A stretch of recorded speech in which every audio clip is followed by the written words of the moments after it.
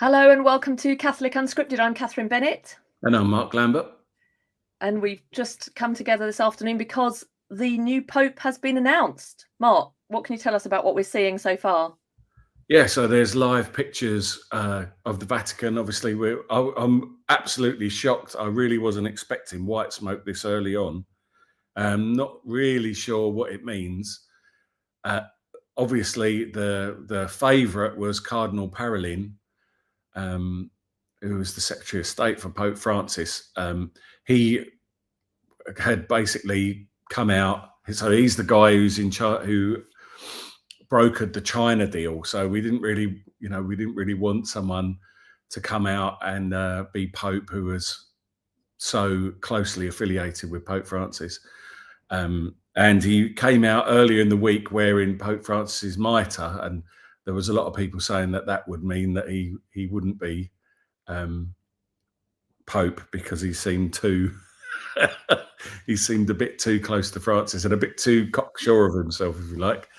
And there were good signs, the fact that he wasn't voted in straight away, because if there'd been a vote immediately, that would have been the same as it was with John Paul II and Pope Benedict.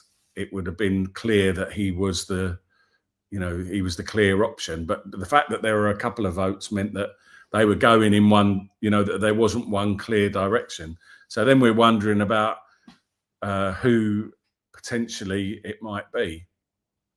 And really, it's the fact that it's come now makes I'm a bit nervous that it's one of the main paperbilles. It could have been one of the main paperbilles. So we'll have to wait and see who comes out on the loggia.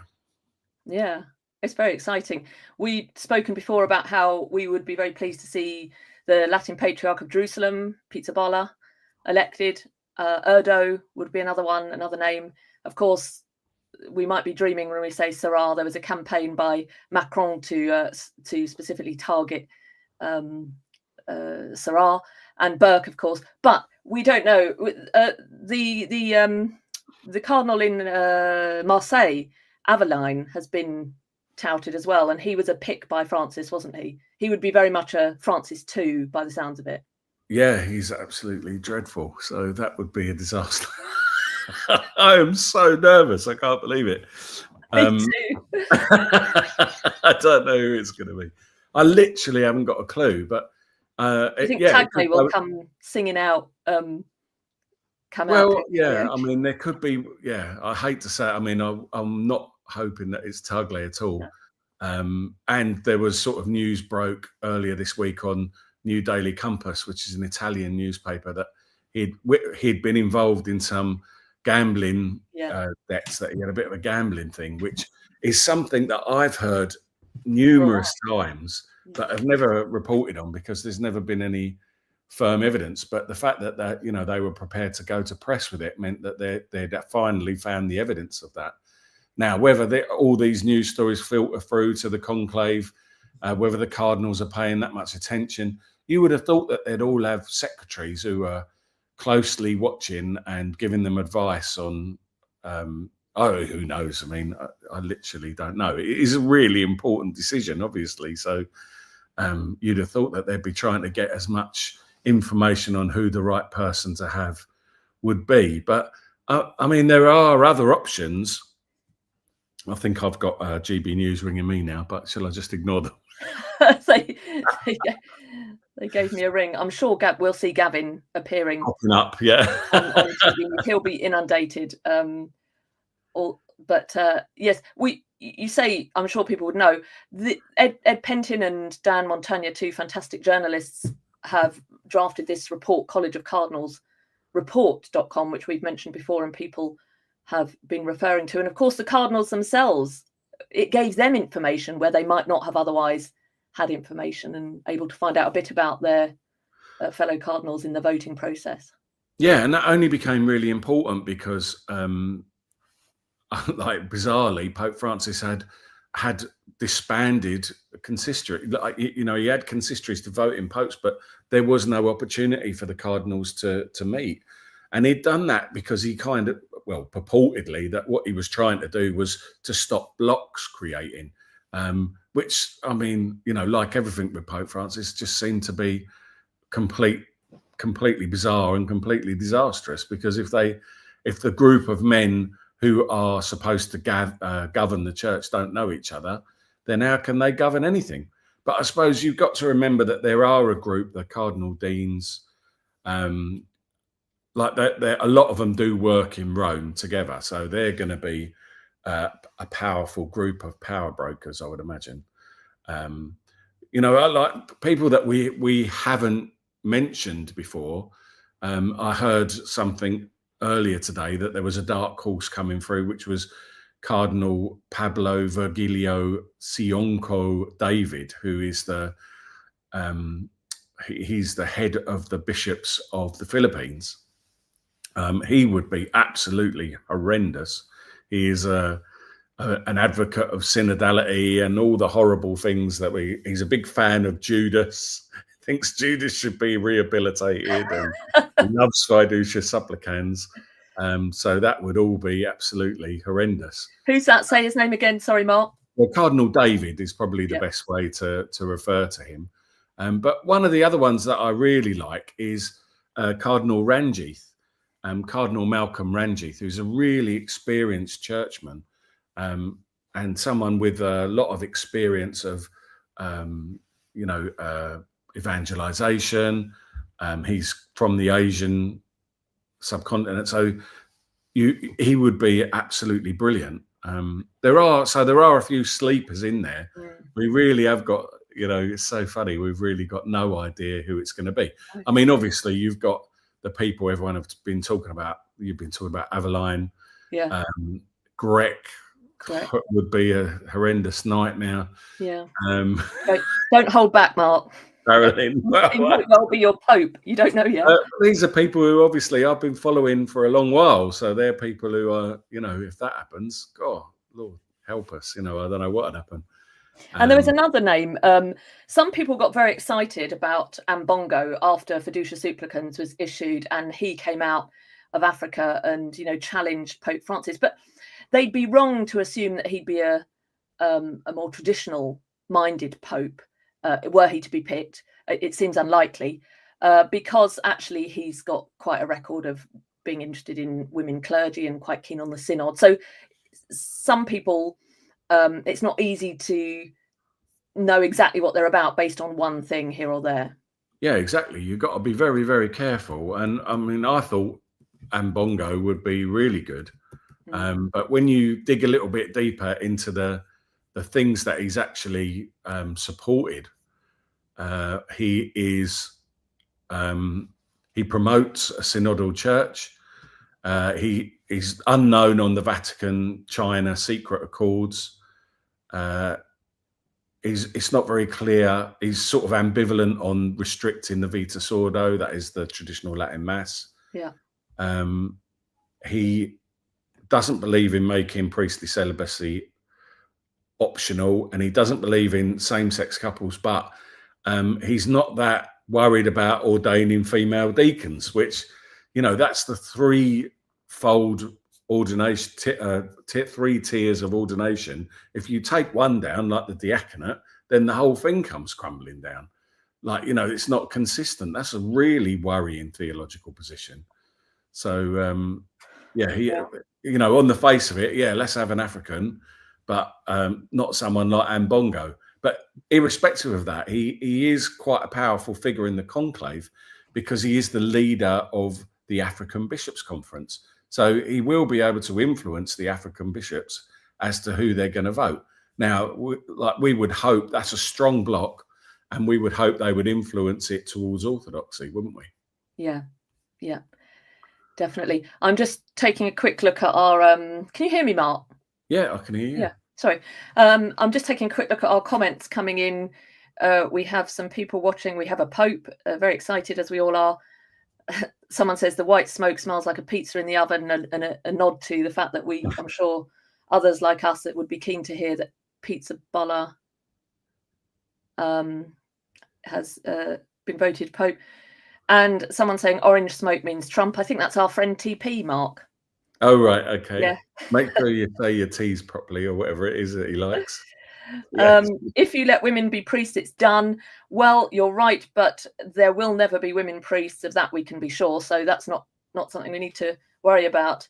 And thank you for joining us, Ted, Crossing the Jordan, Susan Shaw, Mark, Jaeger or Jaeger88, TP, of course, welcome, Andrew, Lisa, Hammerite, Laura, thank you for joining us and being with us as we sit here, like you, not knowing what's going to happen and just watching this space. Well, with great anticipation. And it does look like it's, I suppose it's not a great long process from the point where they actually burn the ballots with the white smoke and move through to the vesting room. Like, that's the process now, that first of all they have to go, the new Pope is asked whether he will accept the office, and then he goes to the Chapel of Tears, where obviously he's got that, he's going to say a prayer about that horrendous responsibility and the fact that his life now will change forever. He won't go back to wherever he's from. From this moment on, he is the successor of St. Peter. He'll be the, vicar of Christ. He'll be there to support the 1.4 billion Catholics in the world, to pronounce the gospel to all nations, as per the Great Commission. And he, really, the Pope is the voice of that Catholic truth, the voice of the gospel. We've really seen over the last pontificate the way that even, the non-Catholics look to the Pope for truth and guidance and for fidelity to the gospel. And obviously under Pope Francis, a lot of other Christians, non-Catholic Christians, have also been greatly disturbed by what appeared to be signals away from that gospel message, that deposit of faith. So we're hoping and praying here that we have a faith. All we want really is a faithful Catholic, someone who will hold the gospel in perpetuity and speak truth to the secular culture, because it's so important. And you can see what's happened over the last few weeks, how important it is, how the world watches Rome, how what the Pope says affects our understanding of what it means to be a human being, of what's acceptable in our culture and our society. The papacy is a barometer for all of those things. And we desperately need a Pope who's going to speak about that life-saving truth and explain why it changes the culture, changes lives. It's absolutely essential. Yeah, we really do, in this very confused and muddled time. And you're right, so many people look to the Pope, whether they're Catholic or not. There's a sort of perennial interest in and draw to the Catholic Church, to the faith, and to the Pope himself. I've had somebody say, just had a gander on the William Hill website, Parolin 12-5, Tagle 11-4, Matteo Zuppi 4-1. Yeah, we haven't spoken about Zuppi, have we? Zuppi, yeah, maybe we'll say something about Zuppi. Turkson, we haven't mentioned. We know Turkson went around. He went pinning Turkson for Pope, didn't he? Around the last conclave. Yeah, the last conclave. Turkson. Anyone who's seen Napoleon Dynamite, it's like, vote for Pedro, that kind of thing. Pizza Boller 6-1, Erdo 8-1, Sarah 14-1, and Bar. Who? I don't know. Bar? Don't know them. Oh, don't know who he is. Anyway, let's talk about Zuppi and Turkson. Well, let's start with Zuppi, because we've said a little about Turkson. But what do you think of the chances, and what might it be worth knowing about Zuppi? Yeah, Zuppi. So Zuppi is real favourite. He's the Archbishop of Bologna. And he's been a really sort of rapidly rising star in the Italian episcopate. He's very much on the leftist political wing of the church. And I think, it would be difficult to argue that he would be someone who would want to continue Pope Francis' legacy, although perhaps with a little bit of control from the Sant'Egidio lay community, which is something that he has close ties to. Now, he was born and raised in Rome, right? So he's got close family connections to the Vatican. And the Italians always are looking for control of the papacy, especially after a messy one like Francis's. So we know that the Italians always want control of the papacy, but we know that, after Francis, they'll be particularly looking for to reassert sort of control. And part of that is the criticism of Pope Francis, that he didn't really understand what the pontificate was. We see that manifest in things, I think we've spoken about it before, like the way that he made it about Francis rather than about Peter by, saying, oh, I'm not going to, apparently when he came out on the loggia, he said to Guido Marini, the master of ceremonies, the carnival is over, refused to wear the mozzetta, refused to wear the papal shoes. And, that was the start of all this look at me humility that went on, which was, really detracting from the office of the Pope and making it difficult for the next guy to come along and to wear those symbols of the office. It's hard for people to see that, isn't it? We've noticed that since Pope Francis died. It's hard for a secular world to understand that, because they just say, here's a man, humble, white robes, simple car, and isn't that wonderful? That it's the office that I think is something that is not understood, and it's just all about the man.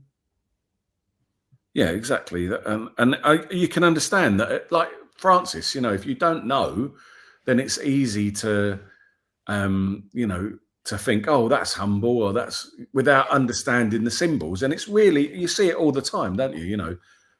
People attacking priests for wearing vestments or whatever. And it seems like a nice thing to dumb down all of those. But once we remove those things, then it's very difficult to sort of reinstate them again.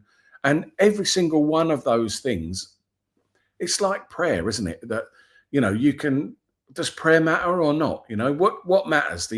What constitutes the amount of effort you put into prayer?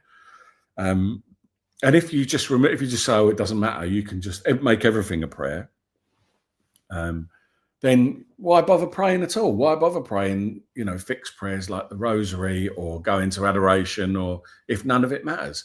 But the reality is all of our actions matter, and the way that we treat things, and the way that we dress, and the way that we act towards each other, all these things matter. And I think that's why it's really important that instead of just detracting and saying, oh, that it doesn't matter, none of those things are important, that we make an effort to try and understand what they are. And I'm hoping if we get an Orthodox Pope now, Catholic Unscripted will spend a lot more time defending the Pope to the world rather than defending the church from the Pope, which has been a nasty position for us to be in for the last 12 years, hasn't it? And difficult. Yeah. Oh, difficult. Yeah, definitely difficult. And we have a number of new Catholics contacting us and saying that they found it very difficult. They found it very confusing. So we've got a few questions. I'm trying to keep one eye on the comments. Welcome to everybody. Thank you for joining us. The new Pope expected on the balcony soon, which we have Anthony. Hello, Anthony from Avoiding Babylon is saying he doesn't think this is a great sign that it's as quick as it it's that it's been announced this quickly. Yeah, Anthony has been a cheerleader for Cardinal Dolan. So yeah, I don't know if that's going to happen, Anthony. But I heard rumours from quite high up in the church, let's put it that way, that he was certainly being spoken about. So I don't know if I've told you that, Anthony, but someone in the episcopacy actually told me that because the church had hemorrhaged so much money from America, because Pope Francis spent a lot of time attacking America, especially early off in his pontificate. And so Peter's Pence was, there wasn't a lot of money coming through from the American side of things. Yeah. And this is supposed to be why he did a deal with China and why the Germans were so influential, because of the finances. And apparently there's talk in the Curia that an American could fix that. So who could that be? Well, Dolan has got the affability Francis. Perhaps that's one of the things that people look at Pope Francis and say that he had that human touch, and Dolan certainly has got that human touch. So, you know, well, you had a story of Dolan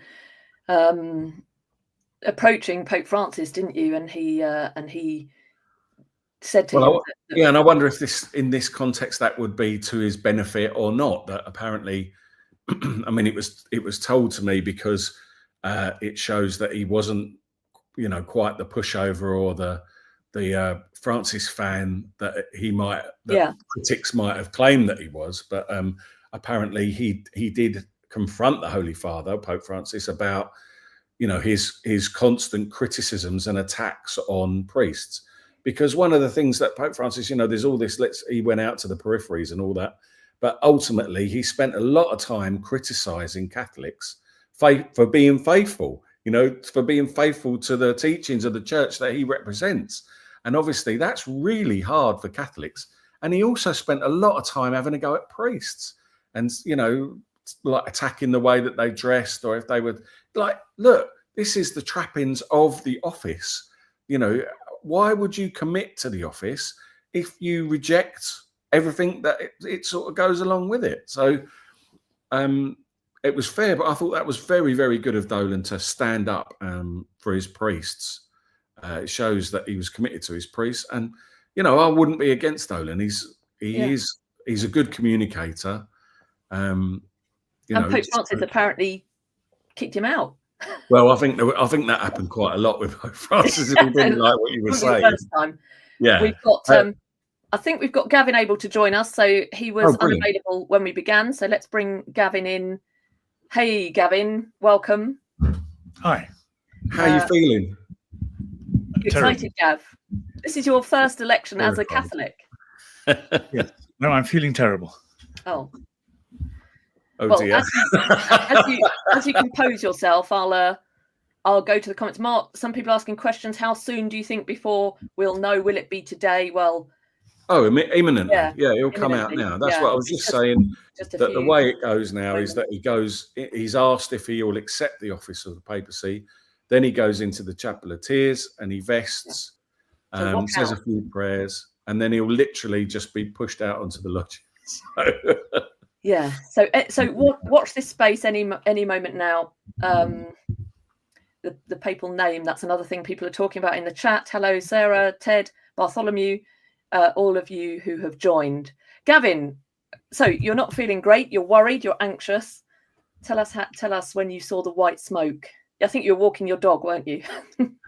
I was walking. Well, the first thing I knew was GB News were trying to get hold of me, and so then I knew there was white smoke.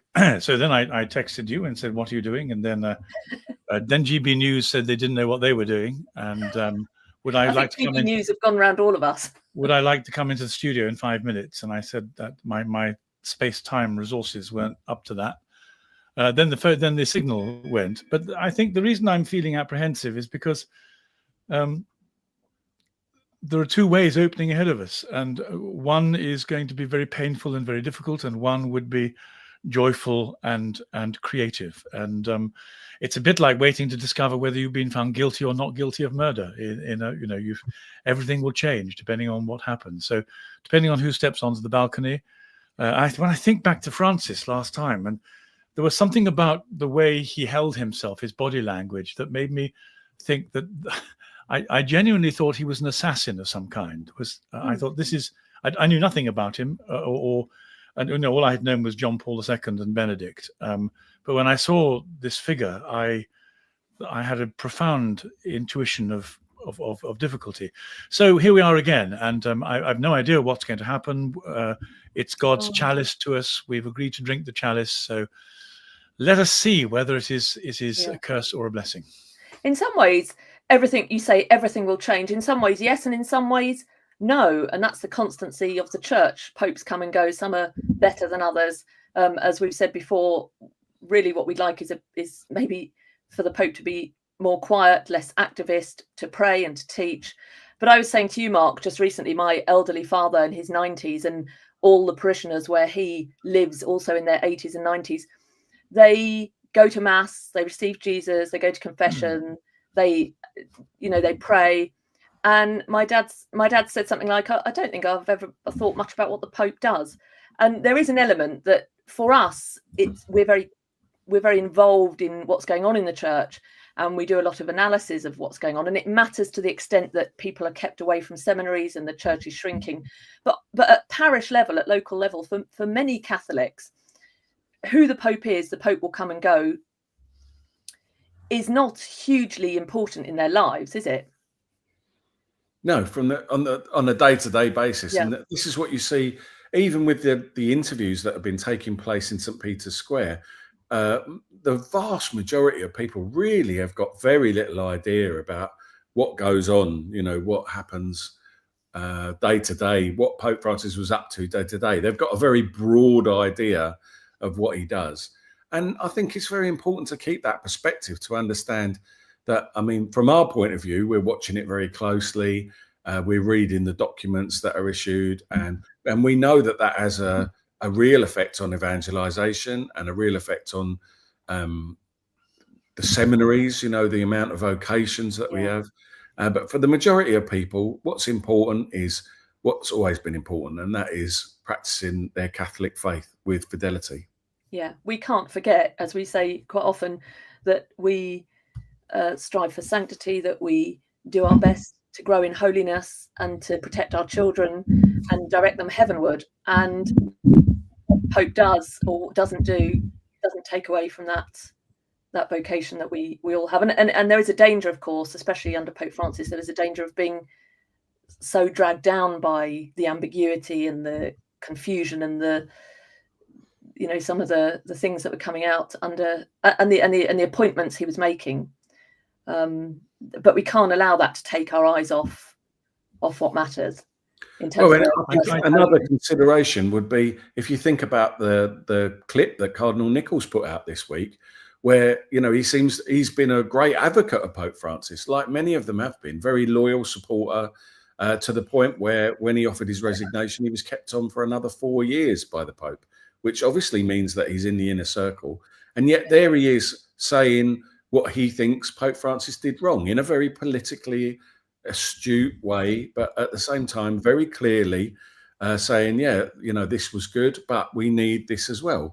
And so I think we can't underestimate the fact that whoever is voted, first of all, there's the grace of the office that can change a person, the weight of that office and the understanding of the responsibility that comes along with it. But there's also the fact that they might not, privately, they might have been going along with it out of a sense of duty or fidelity, but they might have learned a lot, and they might have decided to go in a different direction with the papacy. Okay, I think we might want to put the audio on now. There's a few people asking if we could do that. They prepared them for this. They were part of those meetings over the last 15 days. They, of course, had to stay outside. They couldn't go into the Sistine. They weren't electors, but they will be, of course, and they won't know, just like us. They don't know who it will be. And I wonder what they're feeling at this moment.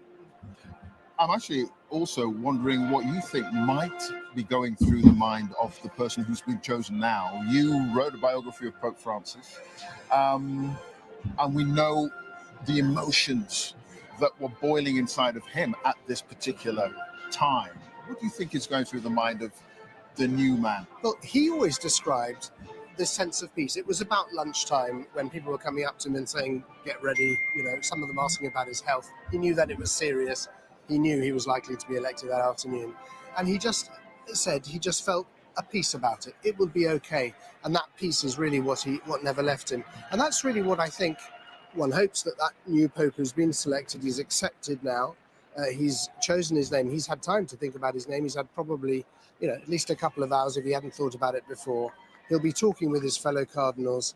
I think he'll be thinking about his first words on the balcony, because those first words, and indeed those first gestures, are really set the program of the pontificate. Everybody remembers Francis bowing his head to ask for the blessing of the people.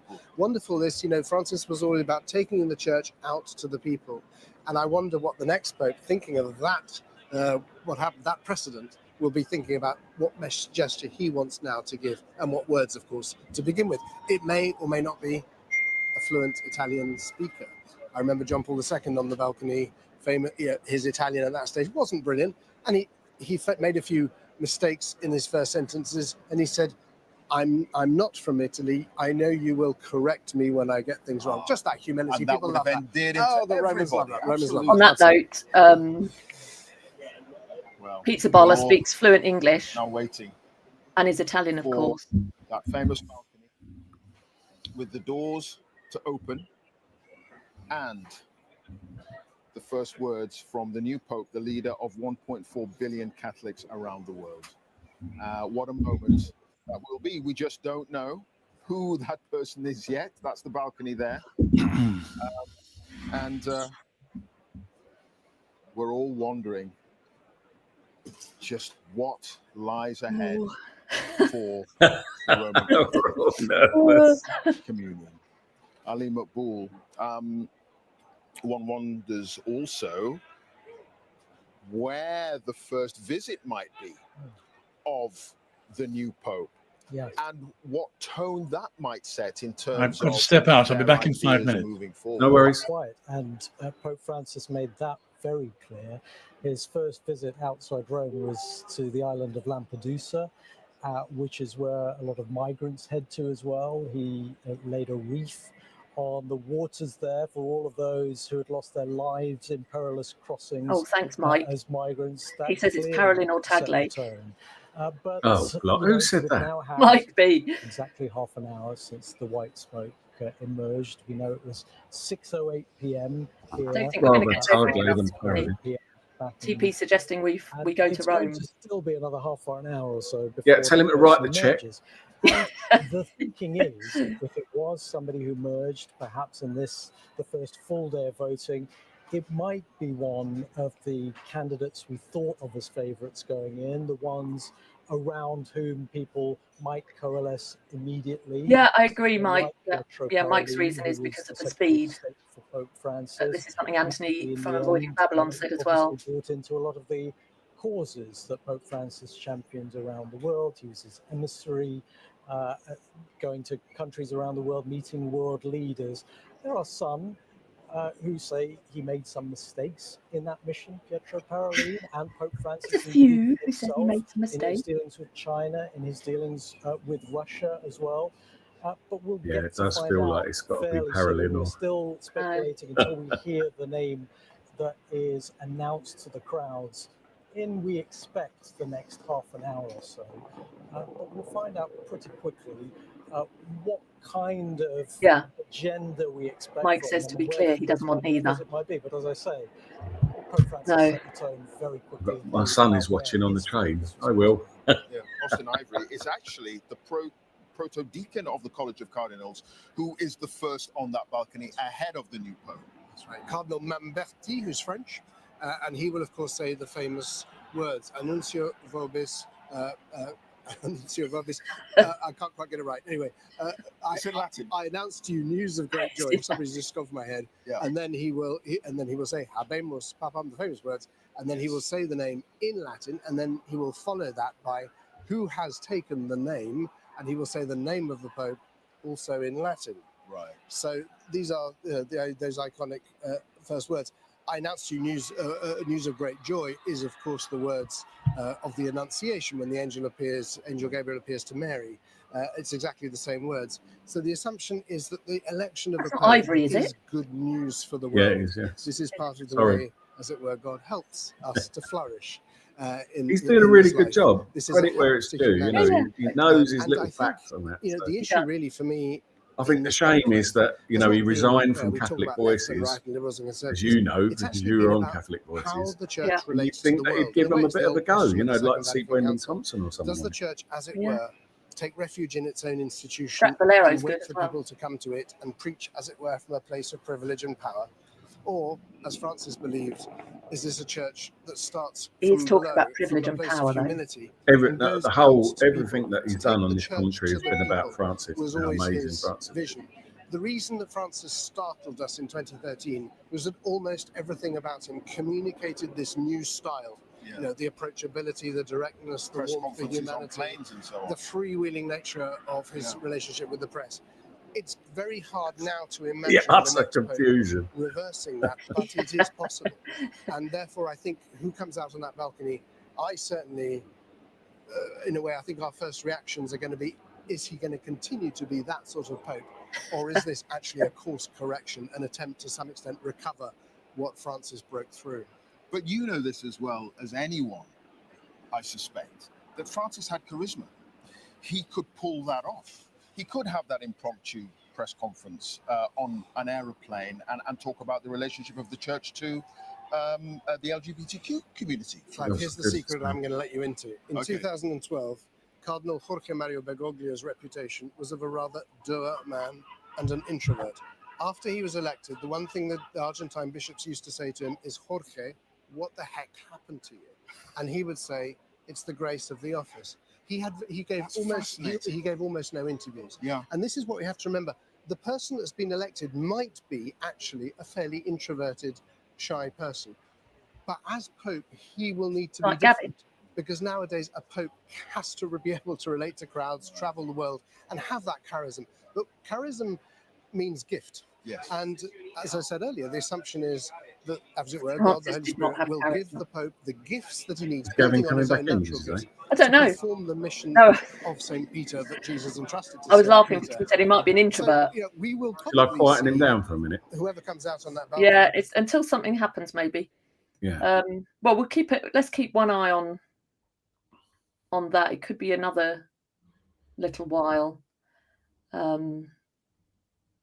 It's interesting to know, like, I mean, I think that is an interesting point, that being the Pope changes you. And you can imagine, you know, one of the things about being a bishop or an archbishop is there's a tremendous weight on your shoulders. Yeah. And, you know, when we were at our recent meeting last week, and we had some input from Vatican insiders, that was one of the things that, as someone who's, you know, been a leader in business, one of the things I've often said is that it's a bit like being everyone's dad. You know, you've got 20 or 30 people working for you, and everyone sort of treats you like your dad, and they all want to have a little heart-to-heart with you. And you can imagine that being a bishop or being a cardinal is a lot worse than that, because you've got to deal with all the priests and, you know, all their troubles and all the financial concerns and the buildings. And so I do have a lot of sympathy for the incredible weight of that office. And I know when our bishop in our diocese was elected newly, you know, I was asked to go and sort of have a word with him. And I'm just getting a message that a little inside thing saying that Taglay organised the Asian vote overnight. So I don't know what that means, whether that means Taglay or whether it means David or another Filipino. But if it's Taglay, I won't be, you know, it's not the end of the world. It could be worse, you know. But so anyway, I was saying, like, you know, I was asked to go and see the bishop, and I was really struck by the fact that he was going to have lots of people like me. You know, I mean, I was asked to go and see him, but everyone was trying to tell him what he should be doing with his new office, and you know, who he should trust and what direction he should take. And I would imagine it's impossible almost to come into a new diocese, and if you didn't know the characters involved and make those kinds of decisions, it's going to take, you know, a good long while for you to bed in and figure out what's going on. And this is almost the opposite of that in lots of ways, because the Pope is relinquishing a lot of that in a way, and the role that he takes on really is a more ceremonial and visual role, where everyone's at his beck and call. He could surround himself by experts to do all the sort of hard legwork, and he wouldn't necessarily be making those day-to-day decisions. It's more down to the curia to do that sort of thing. Do you know what I mean? Yeah. Yeah. You mentioned there that we're just back from a meeting in America with some really insightful commentary from lots of insiders. And we have just finished a video which will go up on our YouTube channel for members. If you haven't yet picked up a membership, do take a look and see if you can join. It's really, really helpful to us. It really supports us and means that we can continue to do this. It might look easy, it might look problem-free, but it actually, we really appreciate and need your support. So if you're able to do that by picking up a membership and joining our channel, then you can get those exclusive videos. We do as much as we can here, but occasionally we do some just for our members. So do take a look. Thank you to all of you in the comments. I'm trying to keep one eye on that as well and bring you in as much as possible. So lots of people are very grateful for your. One person suggested you might do football commentary, Mark, because you're very good. Someone said, I think Gavin's praying in the next room. I'm afraid, well, he may be praying wherever he is, but he's back now. And I think he's taken a GB News interview, but he's back to join us here. I think we're all praying. We're all praying as we await the announcement. No, I wasn't taking a GB News interview. Oh, I got a message from you saying GB or a News. Sky One or a BBC One or anything else. Hang on. There we go. There we go. Did you see there? Mark just said there's been news that Tagle has coalesced the Asian vote, so that might point to potential. Well, apparently for Parolin, that's what. For Parolin. So he managed to get the Asians on board to vote for Parolin. So that might be the change that we've seen from yesterday, which makes sense because if Parolin was going to be a strong contender going into it. So if it was a case of then getting one of those blocks to sort of go in with him, we don't really know, I don't really know what to expect if it is Parolin in terms of, continuing the Francis drama. I don't know that is a given that he will actually do that. His positions on the sort of hot button topics are, obviously he's got a vast amount of experience and he's an Italian, 70 years old. He's against ordaining female deacons, but like on blessing same-sex couples, making celibacy optional, he's not really known. He's not a known, but he is a promoter of the Synodal Church, obviously the China Accords, and he's been in favour of restricting the Latin Mass. So those things would be bad. It's definitely a slight case of, don't go into the sausage factory. It's very difficult. If Parolin walks out now, the negative stuff that we know about him is. Certainly to his critics, Parolin is a modernist progressive with a globalist vision. So from a Catholic unscripted perspective, that would all be bad. He's someone who would place ideology and diplomatic solutions above hard truths of the faith, definitely. So that's not good. It's kind of he's sort of a master of that discredited Ostpolitik brand of diplomacy from the 1960s, and you've seen that really clearly with his dealing with China, haven't you?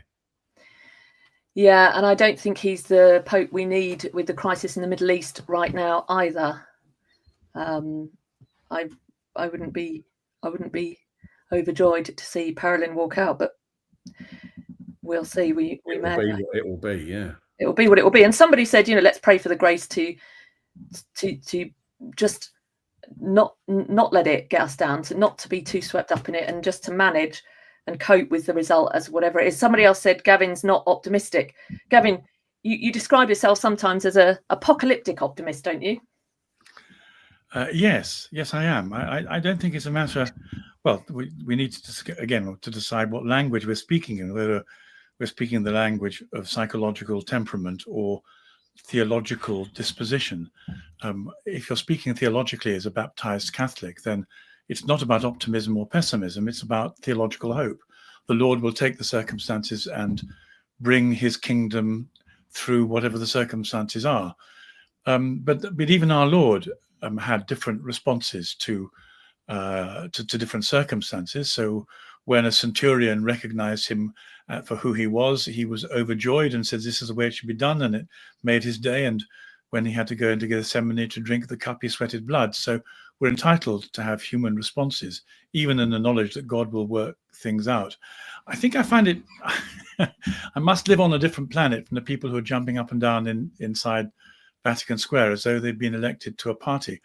Because my sense is that that we're living in something similar, not unlike the 1930s, a period of significant change and turmoil where world leaders were shuffling around in different power configurations before a civilizational shift of tectonic plates. And so this is just a very big moment, and I would be silly if I pretended I had any sense of what's going to happen. If Pizzaballa or Erdo step onto the balcony, I will quietly go into a corner later on and say to the Lord, "Thank you so much for making the last 20 years of my life manageable." If one of the Francis II comes on, I will say, "This is a bit tough, Lord." Yeah, somebody's put, I'm sorry if I'm not getting the names, we're hoping to get to grips with this live thing a bit better and pull your names up on screen so you can see. But somebody, it might have been Shannon, said, actually what the world needs is what Cardinal Sarah said, which is repentance before mercy. So mercy's great, but as we've often said, you need to be led somewhere, be merciful, but then where does that take you? So I don't know if something's happening now, whether we want to, or if it's just more commentary. Do you want me to put the sound on? Maybe just see how we're doing. And to proclaim his. I don't think they know either.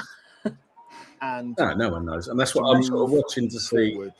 Any signs? Curtains twitch, if you know what I mean. Once they start fiddling around with the curtains, and obviously they'll come out. Doesn't look very full, does it, St. Peter's there? There's quite a few barriers in place. Maybe more people are coming. People were staying away because they thought it would be a longer conclave. Yeah. Well, I mean, this has been the pattern. The numbers were way down when Pope Francis died compared with John Paul II. There were 5 million or something. And many people were there in expectation of the canonization of Carlo Acutis, which happened to fall on that day. And so they stayed for, my own daughter was in Rome for Pope Francis' funeral. Okay, there are quite a few there. I'm just seeing it from the obelisk in the middle. It's absolutely chock-a-block all the way up to the steps. So I think this feed that we're watching now is just a little bit behind. Okay. Still no sign of the curtains moving though. You look at those twitching curtains. Yeah, watching for those curtains. That's the trick. Look at them jumping around. So wonderfully, we've got about 570 people watching with us. God bless you all, and thank you so much for joining us for this moment. It's great to be able to do it in Catholic company, isn't it? It's brilliant to be doing it together. Waiting to see what's going to happen. It's wonderful. Thank you for joining us. Indeed, especially when your options are many. We really appreciate all your support and your comments, and I'm just trying to pick them up as I keep one eye on the screen and one eye on. I'm sure, even if I'm looking at the comments, I'm sure Mark will go, "Those curtains are twitching." Yeah, don't worry, I will. Yeah. I just like to say to everyone, if you wanted to do something to help us that won't cost you anything, just hit like. Just hit like on the YouTube there. Hit the thumbs up, and that will really help us. So thank you all very much for watching. Mark, I think somebody's asked if I'll fast forward. You've got the screen that you're sharing there. Is there fast forward option? Are we behind a little bit with the feed? It's live on the internet. It's live. Yeah, it's live. Yeah, So I'm maybe not holding it back. I think there's like a 5-second delay. I've got it on the telly in front of me, and there's just a couple of seconds delay between the streaming on the internet and what they're actually pushing out on the TV. So that's the only difference. Yeah. So if you've got your TV on in the background, you might want to stop it and stick here, or you'll hear before. It's very strange to hear Mark say how wonderful it is to do this in company. Mark, you must be an extrovert. I want to crawl into a corner and be completely by myself and put a sort of box over my head whilst I watch out of the corner of my eye. Doing it with 599 other people is absolute agony. And I can just see that we're quite clearly built entirely differently emotionally. So all respect to you. I'm glad you're enjoying the party. If I put a paper bag over my head from time to time, you know why I'm doing it.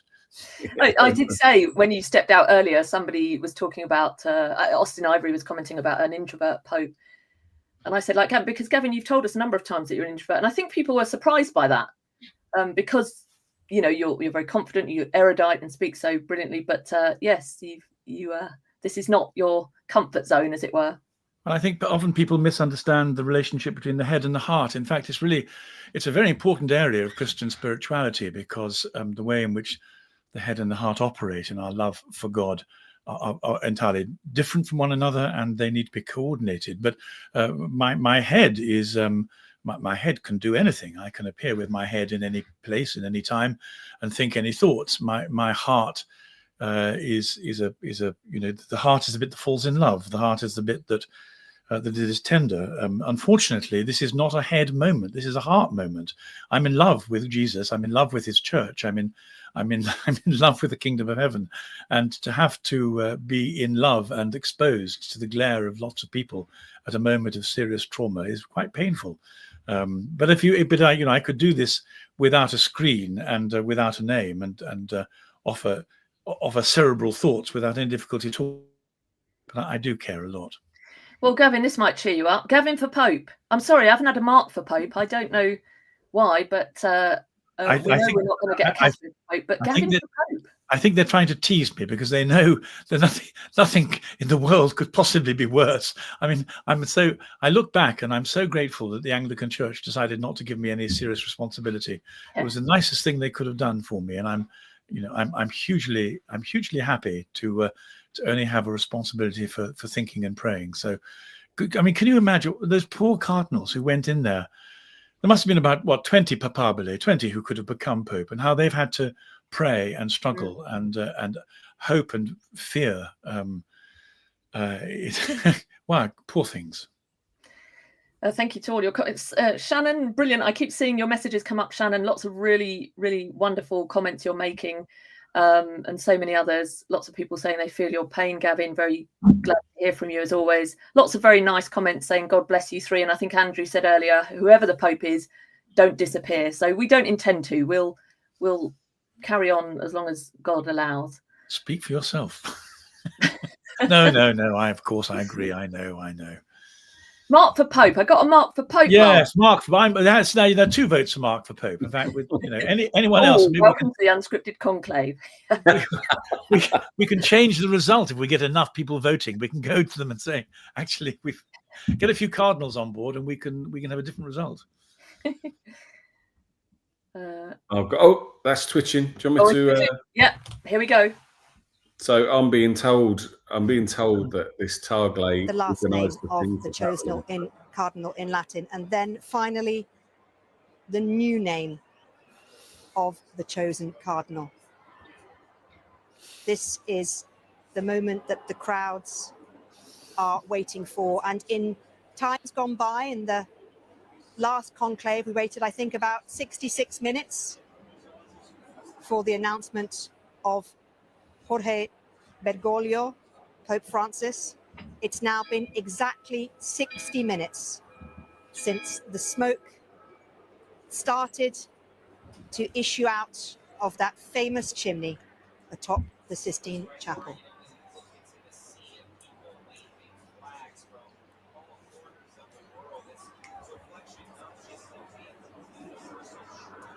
You can hear the helicopters flying overhead. The crowd continue to pour into St. Peter's Basilica. It is so crowded now. And let's take this opportunity to bring in Madeleine Tehan, a former associate editor of the Catholic Herald. Madeleine, thank you for joining us. And if I can ask you, first of all, how are you feeling right now? Good grief, they get everywhere. I'm feeling absolutely amazed. I'm quite astonished at how quickly we've seen the white smoke. I think everyone was expecting a much longer conclave based on the fact that the cardinals didn't know each other as well as they have in the past, because obviously Francis created a great number of cardinals. But we're all taken by surprise, and I'm very excited. I'm rather nervous. I imagine I'm feeling like a lot of Catholics out there at the moment across the world. So where are the nerves coming from, Madeleine? Well, he's the successor to Saint Peter, the 267th Pope. I suppose the nerves are that we are at a time. I think the church is very much at a crossroads. I feel like Pope Francis's papacy was so unique, and in some ways it was quite divisive. So I suppose the nerves are about, what sort of pope are we going to have? Are we going to have someone who will continue Francis's legacy with that sort of emphasis on pastoral sort of approach to things, with perhaps less attention to doctrinal detail, or in fact... Madeleine's fantastic, isn't she? Come on, it's like 600 people watching now. Can you please hit the thumbs up if you're watching us? So I suppose that's why I perhaps feel a little bit nervous, is which way are we going to go? Because I really did feel that at this conclave there was a real battle for the soul of the Catholic Church. Yeah. And what do you think the length of this conclave tells us about that decision? It hasn't taken the cardinals long. They decided after just 4 votes, 2 days, same timing as Pope Benedict XVI. What does that tell us, do you think, about the way in which this important decision was made? Well, I think obviously we have to trust that obviously the cardinals have discerned and they've taken it seriously. And obviously we've had the general congregations going on since Pope Francis died. So it's not like the conversations just started in the past 2 days. But I suppose most people will be thinking, okay, it's been quite a short conclave.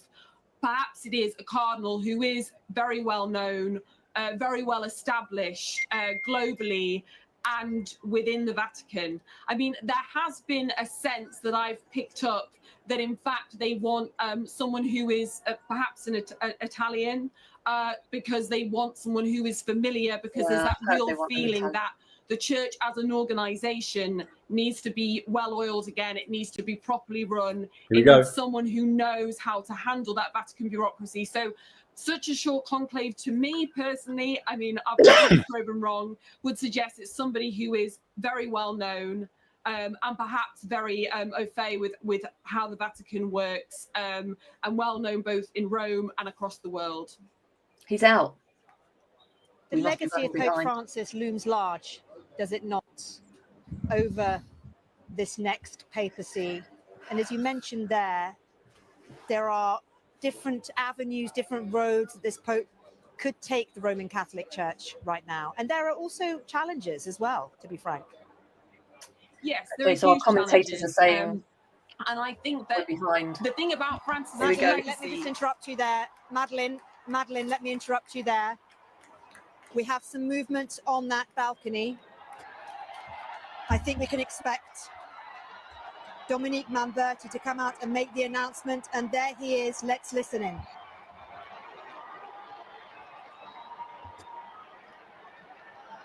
We're expecting Caroline. Well, you may be.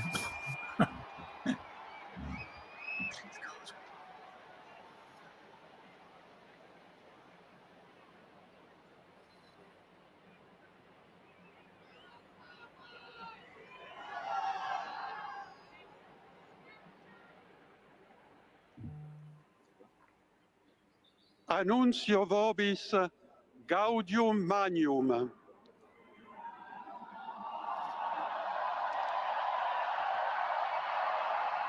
Habemus papam.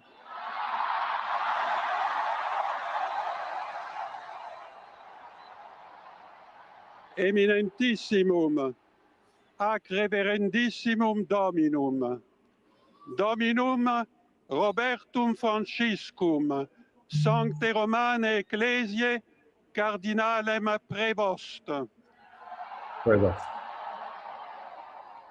qui sibi nomen imposuit Leonem decimum quartum.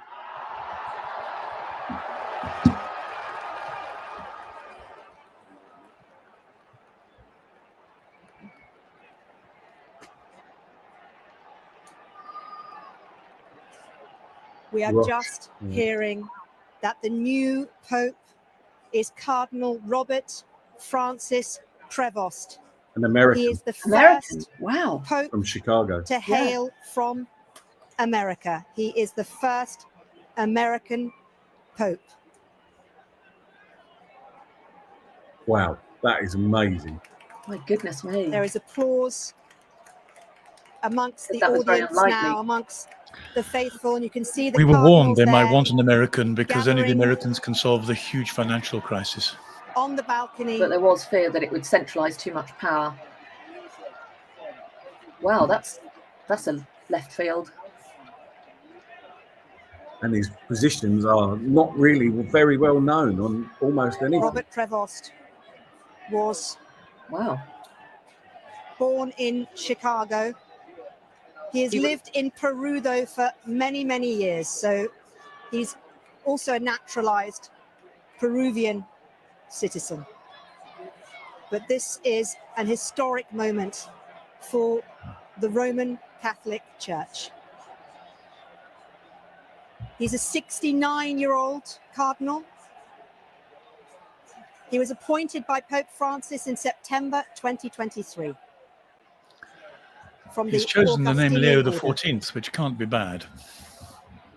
Many consider him a moderate, a balanced figure. John Henry Weston had a bad feeling He's it might be known Prevost. for his solid judgment. He's known for his capacity to listen. He's seen as having many of the qualities a pope needs. It's important to underline, though, that Robert Prevost, Cardinal Prevost, has spent unexpected. much of his life outside the United States. That's not a He bad. joined the Augustinian No. And as order you at say, the age Gavin, the of fact that he's 27. He chosen was Leo, then that's sent to really study good. in No, Rome Leo Yeah. the Really at good that young sign. age at That's the 27. one good sign in this so far. It is I mean, good. Following Anyone that, who he wants to spent follow many Leo the years 13th must have a heart that beats for fidelity. Absolutely. I mean, that's the best thing we can say about it. Yeah. But I mean, he's an Augustinian. He made his solemn vows in 1981. He's got a Bachelor of Science in Mathematics from Villanova University, which he achieved in 1977. He's got a Master's of Divinity from Catholic Theological Union in Chicago, and a licentiate and a doctorate in canon law from the Pontifical College of St. Thomas Aquinas in Rome. His doctoral thesis was the role of the local prior in the Order of St. Augustine. And he has got a long career in the church, which has been marked by significant roles and achievements. He was ordained as a priest in 82.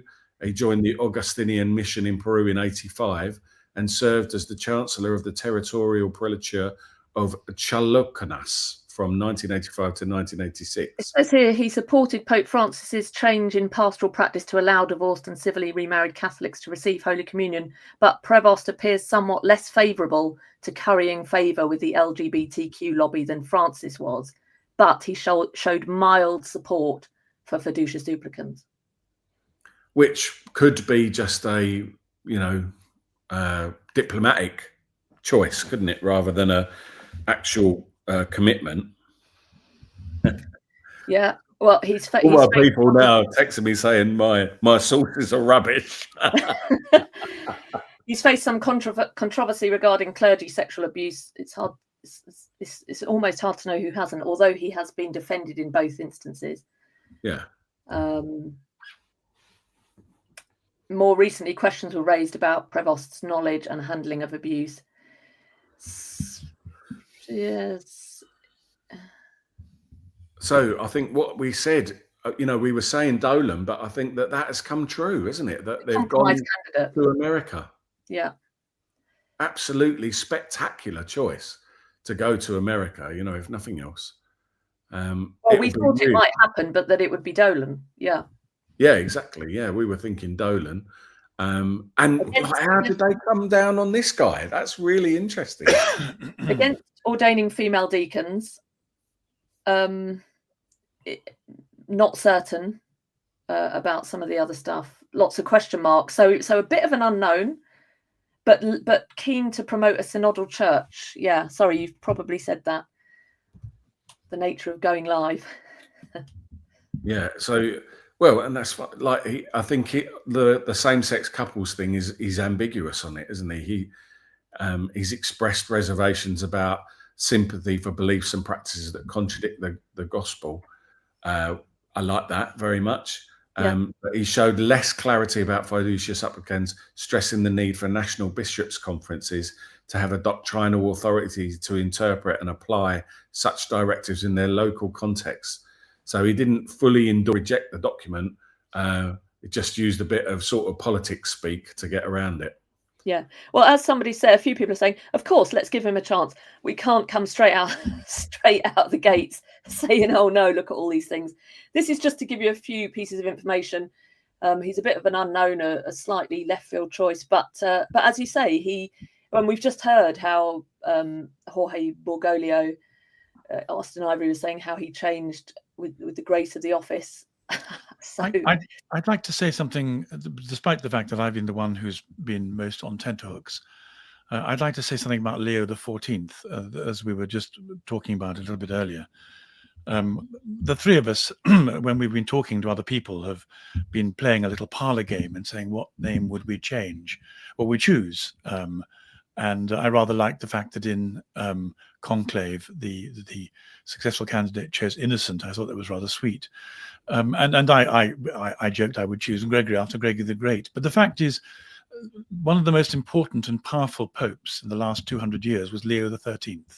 He was a pivotal pope at a moment of very significant change. He was the pope who had this great experience of being overcome by the devil and by writing the prayer of St. Michael. He was the pope who required every Catholic to pray the prayer against evil at the end of every Mass. I find it inconceivable to believe that a liberal would choose the name Leo, knowing perfectly well the burden of expectation that following in the footsteps of Leo XIII would involve. So if we're saying there's ambiguity, well, then I'd like to give him the benefit of the doubt and say that very choice of name ought to function as a signal to the world that he intends to be an Orthodox Catholic, willing to pick up the fight between good and evil and to keep the church safe in a period of transition. We hope so, Gav.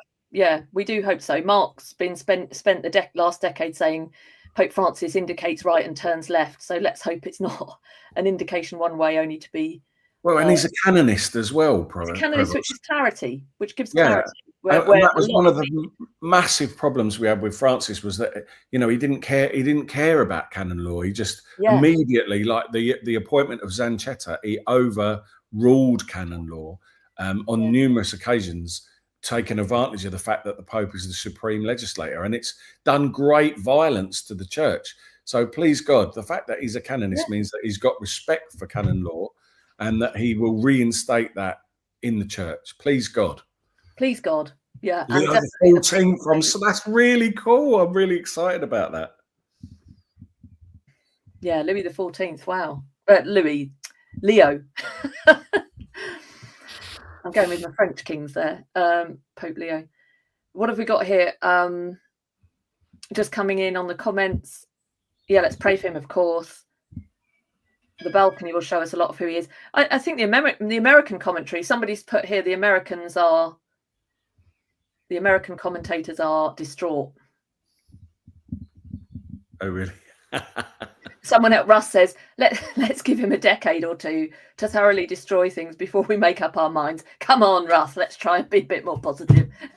Yeah, I think it's, I mean, oh, look, there he is. Oh, wow, he's just come out. Look, there he is. That is unbelievable. The American Pope. Yeah. He has an American smile. Has he got American teeth? I envy those American teeth.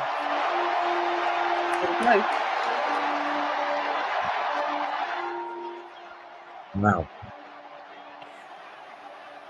What color are his shoes? Yeah.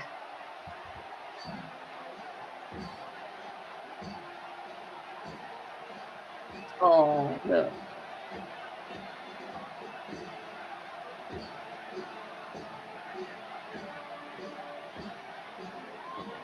The English-speaking Pope is significant as well.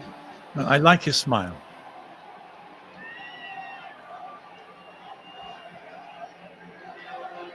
Looks like he's wetting himself. I think I would be as well. You heard it here first, Mark Lambert. New Pope looks like he's wetting himself. So he's 69, so he's a good age. We're going to have him for a good few years. Yeah, he's 69, is he? Yeah. Yes.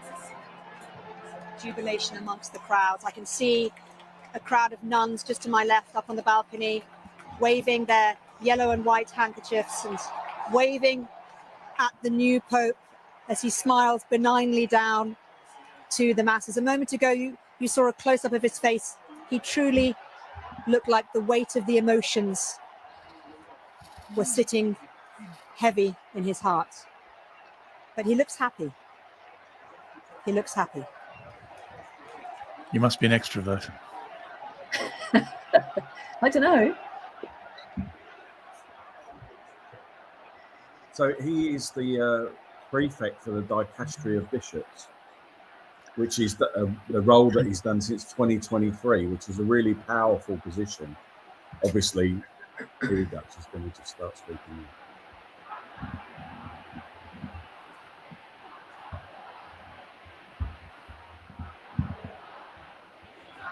Pope Leo is dressed in his papal robes.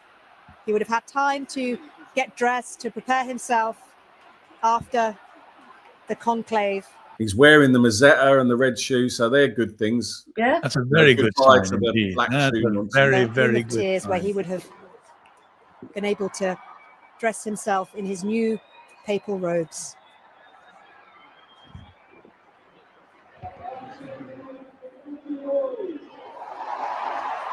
Peace be on all of you. La pace sia con tutti voi. All of you. Fratelli, sorelle carissimi. Brothers, Questo è il primo friends, saluto this del is Cristo the risorto. first greeting of Christ resurrected, the Good Shepherd who has given life for the flock of God. Anch'io vorrei che And questo I saluto would di also pace like this entrasse greeting of nel peace vostro cuore, to enter into our hearts raggiungesse le vostre in famiglie, order to reach a our tutte le families, persone, your families, to ovunque all siano, people, all of a you, tutti i wherever you popoli, are, a to tutta all la people, terra. to La pace all sia of con earth. voi. May peace be with you.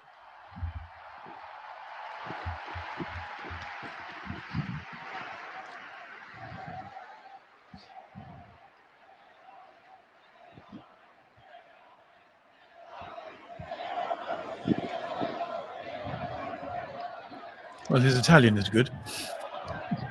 Perhaps his Latin is equally good.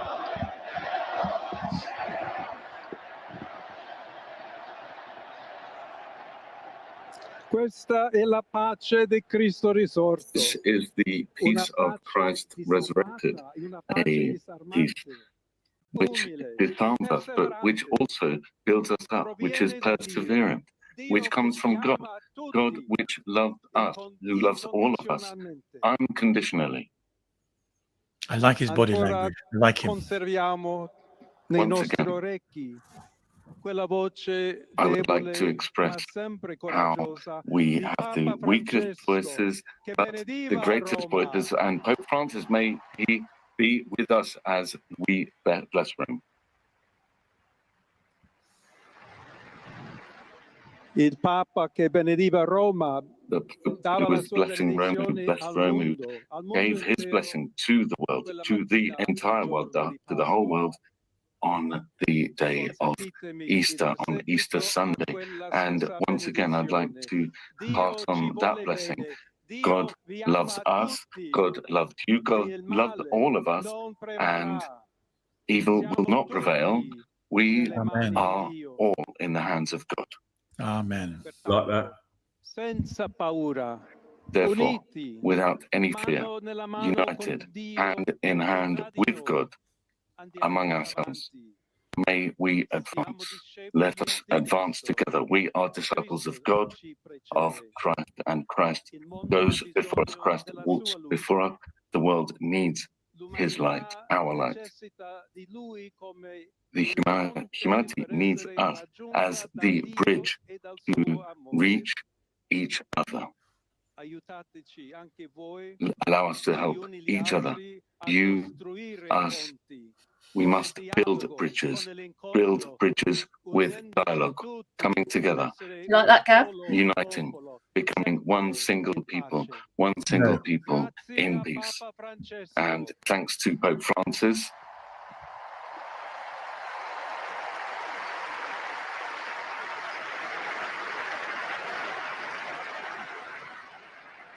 Voglio ringraziare anche tutti I would also like to thank all of the cardinals who have chosen me to be the successor of Peter and to walk together with you in a united church, seeking forever peace, justice, and looking to work together as women, men, faithful to Jesus Christ, without any fear, to proclaim the gospel and to be missionaries.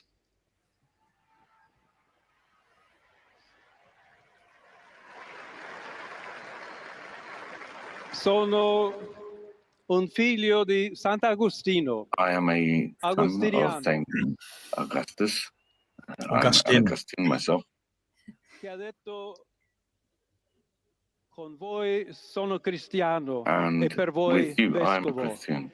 I am In a questo bishop, senso possiamo tutti camminare united with you, insieme and we must walk verso forward quella together patria towards che, that la quale Dio ci ha nationhood preparato. which Oh, God has prepared us for. He's quoting some very important words from St. Augustine. Alla Chiesa di Roma, un saluto The speciale. Church of Rome, a special greeting, a special welcome. I'm so glad the Mazzetta's back. Dobbiamo cercare insieme come essere We una must Chiesa Seek missionaria, to be a missionary church una together, Chiesa che a costruisce church ponti, which il builds dialogo, bridges, sempre aperta a dialogue, ricevere yeah. come questa open piazza con le braccia to aperte receive a all tutti, of you tutti in coloro this che hanno in this bisogno huge square della that we nostra have, carità, all of della you nostra who presenza, and di all of us who dialogo. look and love. Y se me permiten también una palabra, un And if I saludo may, a few words in Spanish. a todos aquellos, I would like y en to modo greet particular all of those a mi who querida in diócesis de particular Chiclayo en el Perú. have come from Peru, Big up donde previous. un pueblo fiel ha a acompañado faithful a people su obispo, accompanied by ha their bishop, compartido su fe has y shared ha their dado faith tanto, and tanto para has given seguir so much siendo to iglesia fiel continue de being Jesucristo. a church which is faithful to A Jesus tutti Christ. voi, fratelli e All of you, sorelle brothers, sisters di Roma, d'Italia, from di tutto Rome, il from mondo, Italy, vogliamo from essere the whole una world. We chiesa want to be sinodale, una a church, chiesa che a synodal cammina, church, una a church chiesa che that cerca walks forward, a sempre church la that pace, takes it step by step, a cerca church that sempre seeks la carità, peace, cerca seeking sempre di essere vicino, charity, also specialmente being a close coloro che as soffrono. close as possible to those who suffer. A lot of walking forward. Yeah. Too many Lots of bridges, synodality there. too much synodality. Pressing. Oggi, il giorno della supplica alla The Madonna day di in which Pompei. we are calling upon Our Lady of Pompeii. Nostra Madre Maria vuole Our Mother sempre Mary camminare con noi, wants stare to walk with vicina, us. She wants to be aiutarci con la close to sua us. She intercessione e il wishes suo to be close amore. to us in Allora her vorrei pregare intercessions, in our insieme a love. voi. We would like to Preghiamo pray insieme to her with you. per questa Let us nuova pray missione, together for this new per mission, tutta la this Chiesa, new per la mission, pace and for nel the whole mondo. church, and for Chiediamo peace questa in the grazia world. speciale And we ask for di this Maria, particular piece from this specifically from Mary, our mother. So, Ave Maria, Hail Mary, full of grace, the Lord is with you. Blessed art thou amongst women, and blessed is the fruit of your womb, Jesus. Holy Mary, Mother of God, pray for us sinners, now and at the hour of our death. Amen. Amen.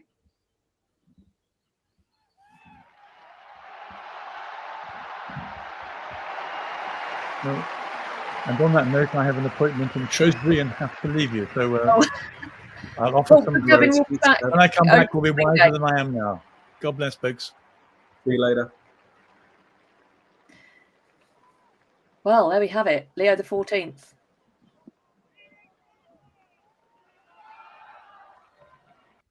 Well, that's interesting. I mean, I think it's worth sort of noting that obviously, you know, he's sort of taken Leo the 14th, and Leo the 13th is famous for Rerum Novarum, which was like the beginning of the Catholic social teaching. And his papacy is often seen as a bridge between the church's traditional role and its adaptation to the modern era, blending intellectual rigor with social concern.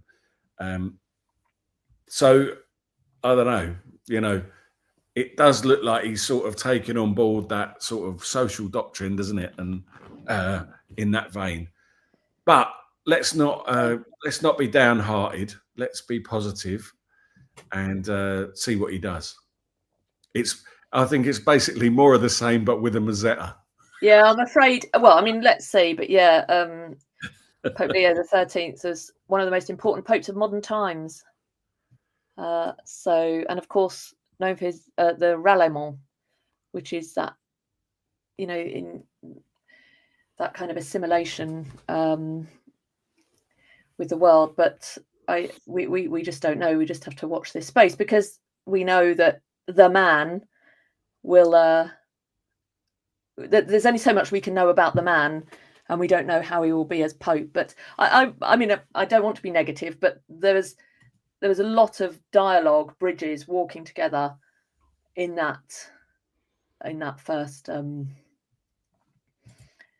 commentary, first speech from the Pope. But we shall see. We will see, and that's all we can do, isn't it? Is pray for the Pope, and it's not. Look, you know, I'm feeling positive because it's not as bad as it could have been by a long chalk. And it does seem this is a compromise candidate that may be acceptable, and there was he is a surprise. But now that you look at the man, and you can see why perhaps he was chosen. So we'll be back over the coming days. Indeed, we will. We'll hear a lot more from Pope Leo the 14th, and from us. Yeah. Before we go, hit the like button.